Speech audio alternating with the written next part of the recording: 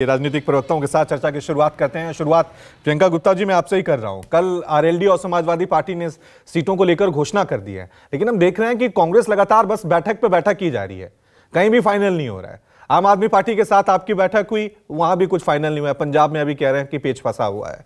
UP में लेकर आपका एक बैठक हो चुकी है, लेकिन अभी तक कोई घोषणा नहीं हुई है। तो कहां पेच फंसा है, क्या चक्कर है कि कांग्रेस जो है फाइनल नहीं कर पा रही है?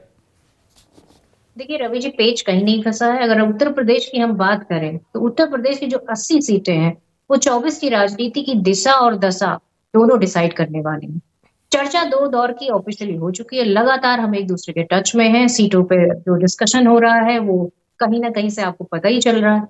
और रही बात, अगर हम सीटों की बात करें तो हम 2009 में लगभग 22 सीटों पर जीते थे। तो हमारी उम्मीद यही है कि हम उन सीटों को एक बार फिर से जो है उस पर चर्चा करें। परंतु ये डिसीजन आला कमान लेगा और जो डिस्कशन चल रहा है लगातार और आपके चैनल के माध्यम से जनता तक पहुंच भी जाएगा।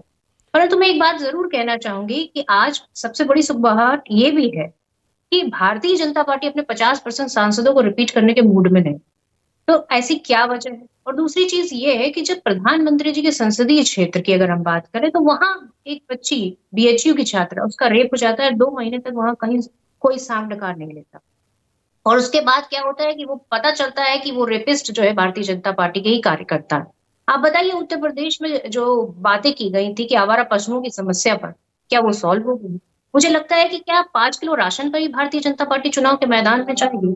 और सबसे बड़ी समस्या ये है कि रोजगार पर अभी भी कोई भी सांसद बात करने को तैयार नहीं। आज यूपी की जनता ने आपको इतना बड़ा बहुमत दिया और आज आप उनकी बात ही नहीं करते। रोजगार पर बात नहीं है, गन्ने के भुगतान पे जो बकाया चीनी मिल के पास है वो बात नहीं होती। आप बताइए, रोड के गड्ढों पर कौन बात करता है?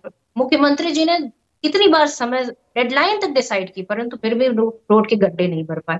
तो समस्याओं को फोकस करते हुए जो है भारतीय जनता पार्टी को चुनौती दी जाएगी। और मुझे लगता है कि उसमें जो जो भी हमारा डिसीजन होगा वो आपके सामने बहुत जल्द आ जाएगा। लगातार चर्चा चल रही है, मुद्दों पर चुनाव होगा और मुद्दे ये हैं कि जनता की समस्याओं को, उसी को लेकर हम आज भारत जोड़ो नया यात्रा भी कर रहे हैं। जिस यात्रा का मकसद यही है, अगर उत्तर प्रदेश के लगभग कई जनपदों से होकर गुजरने वाली है ये यात्रा। और मेन फोकस उसमें यही रहेगा कि जिस तरह हम उनके मुद्दे जो जनता के हैं, उनके न्याय की बात करें। हम बात कर पाए कि मनरेगा में पहले जो 200 दिन का काम मिलता था, आज वो लगभग 51 दिनों पर सिमट गया है। तो ये सारी समस्याएं हैं कि गरीबों को कहीं अनदेखा कर रही है भारतीय जनता पार्टी, उनकी समस्याओं को अनदेखा कर रही है। आज दलितों पर अत्याचार बढ़ चुका है। उत्तर प्रदेश की जो मुख्य समस्याएं हैं, चाहे वो किसानों को एमएसपी की बात हो, चाहे आवारा पशुओं की बात हो, इन सारी समस्याओं को लेकर हम जनता के बीच में है, जनता के मुद्दों के बीच में है। और सीट शेयरिंग की जहां तक बात रही, तो मुझे लगता है कि आपको बहुत ही जल्दी सीट शेयरिंग के बारे में भी पता चल जाएगा। ठीक है, लेकिन आप कह रहे हैं बहुत जल्दी चलेगा। आपने 2009 का आंकड़ा दिया कि हमने 22 सीटें जीती थी, हम उन 22 सीटों पे दोबारा चुनाव लड़ने चाहते हैं। लेकिन 2019 का आंकड़ा भी तो आपको देना चाहिए था ना। 67 सीटों पे आप चुनाव लड़े थे और केवल एक सीट जीते थे। राहुल गांधी अपनी सीट भी हार गए थे अमेठी से। सिर्फ सोनिया गांधी एक सीट जीती थी, 6.4 वोट आपको मिले थे। तो उस हिसाब से आप 22 सीट का दावा कैसे कर सकते हैं?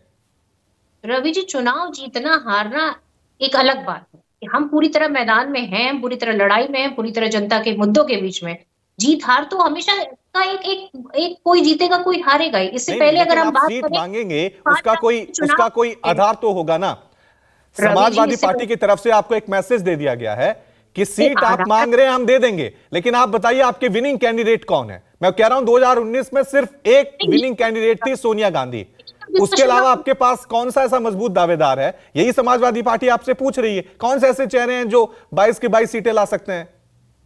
देखिए, मैं ये पूछना चाहती हूँ कि आप ये बताइए कि इससे पहले अगर हम बात करें 5 राज्यों के चुनाव के, वहां तो हमने इससे पहले वाले चुनाव में ज्यादा जीत दर्ज की थी। परंतु क्या हुआ?